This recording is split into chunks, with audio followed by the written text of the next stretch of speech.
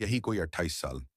अभी नया नया ट्रांसफर हुआ था, बड़े शहर से उठकर इस थोड़े से पिछड़े लेकिन रसूखदार लोगों के जिले में। पोस्टिंग को बस 3 दिन हुए थे।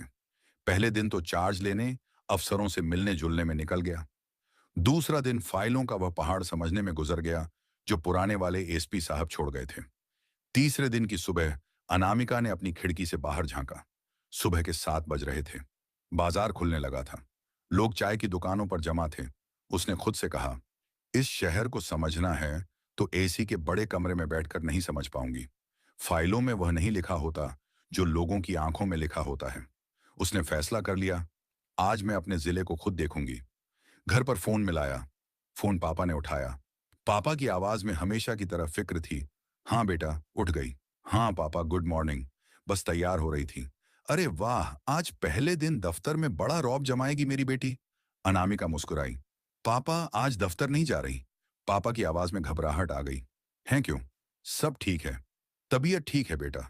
वह हार्ट के मरीज थे। छोटी सी बात पर चिंता करने लगते थे। अनामिका ने उन्हें शांत किया। अरे अरे पापा, रिलैक्स। तबीयत एकदम फर्स्ट क्लास है। मैं बस ऐसे ही शहर का एक राउंड लेने जा रही हूँ।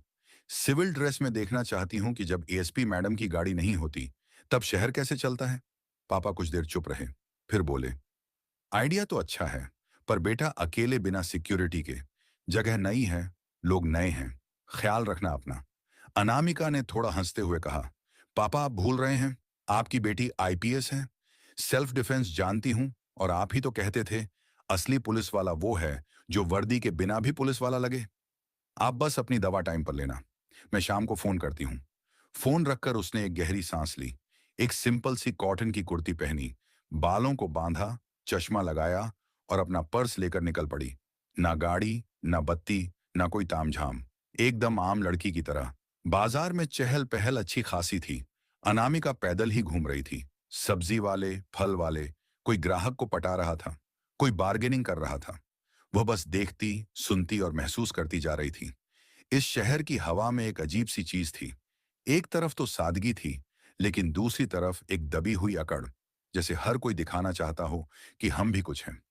वह एक सड़क के किनारे खड़ी होकर एक ठेले वाले से बात करने का सोच ही रही थी कि तभी टायरों के जलने की तेज आवाज आई। दो बड़ी बड़ी काली चमचमाती एसयूवी गाड़ियों का काफिला बिल्कुल उसके सामने आकर रुका।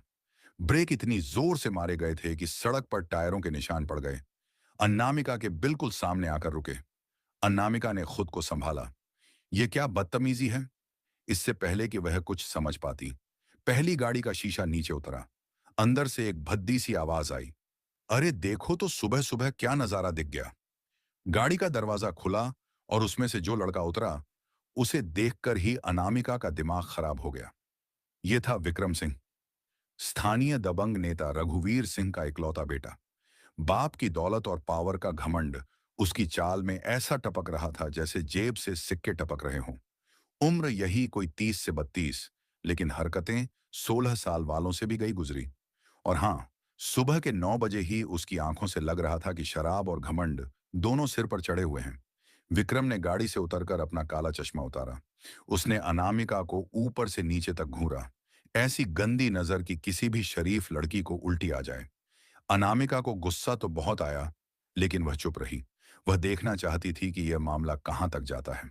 विक्रम एक भद्दी सी मुस्कान के साथ उसकी तरफ बढ़ा। उसके 2-3 चमचे भी गाड़ी से उतर आए और पीछे खड़े होकर हंसने लगे। विक्रम ने पान चबाते हुए कहा, मैडम अकेली घूम रही हो? शहर नया लगता है, बोलो तो ड्रॉप कर दूं।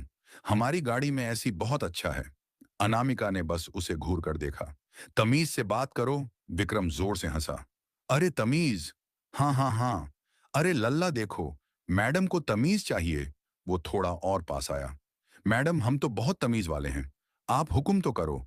अनामिका को अब सच में गुस्सा आ रहा था। उसके अंदर की एसपी जाग रही थी। देखो मुझे तुमसे कोई बात नहीं करनी, अपना रास्ता नापो। अरे रास्ता तो एक ही है मैडम, जो मेरे घर तक जाता है। चलोगी? अनामिका का चेहरा सख्त हो गया। तुम्हें पता भी है तुम किससे बात कर रहे हो? विक्रम ने अपने चमचों को देखा और बोला, किससे बात कर रहा हूं भाई?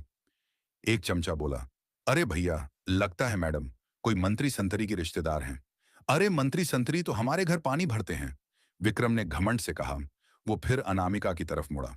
हाँ हाँ, किसी रानी से तो नहीं ही कर रहा। और मान लो, तुम क्या हो सकती हो। चलो, मान लो तुम इस जिले की नई एसपी हो। अनामिका ने अपनी एक आईब्रो उठाई। इस गधे को पता कैसे चला? तो क्या? विक्रम हंसकर बोला, औरत ही तो हो, और औरत को इतना एटीट्यूड शोभा नहीं देता। नर्म रहना चाहिए। क्यों? सही कहा ना। चलो ना, दोस्ती कर लेते हैं। विक्रम सिंह की दोस्ती बहुत काम आती है। ये बोलते हुए विक्रम ने एक ऐसी हरकत कर दी जो उसे नहीं करनी चाहिए थी। उसने अपना हाथ बढ़ाकर अनामिका का हाथ पकड़ने की कोशिश की। बस बहुत हो गया। अनामिका के अंदर का संयम टूट गया। जैसे ही विक्रम का हाथ उसके हाथ के करीब आया, अनामिका ने पलक झपकने से भी कम वक्त लिया। उसका हाथ हवा में उठा और छटाक एक जोरदार थप्पड़ की आवाज। पूरा बाजार जो अब तक यह तमाशा देख रहा था एकदम सन। आवाज इतनी जोर की थी कि पास की दुकान पर बैठे कबूतर भी फड़फड़ाकर उड़ गए। विक्रम सिंह दबंग नेता का बेटा, जिसके सामने किसी की आंख उठाने की हिम्मत नहीं होती थी, अपना गाल पकड़े खड़ा था। उसकी आंखों में हैरानी थी, गुस्सा था और बेइज्जती का धुआं था। उसका महंगा चश्मा सड़क पर गिरकर टूट चुका था। बाजार में पिन ड्रॉप साइलेंस। सबकी आंखें उस अकेली लड़की पर टिकी थी। अनामिका की आंखों में अब वह नरमी नहीं थी, आग थी। उसकी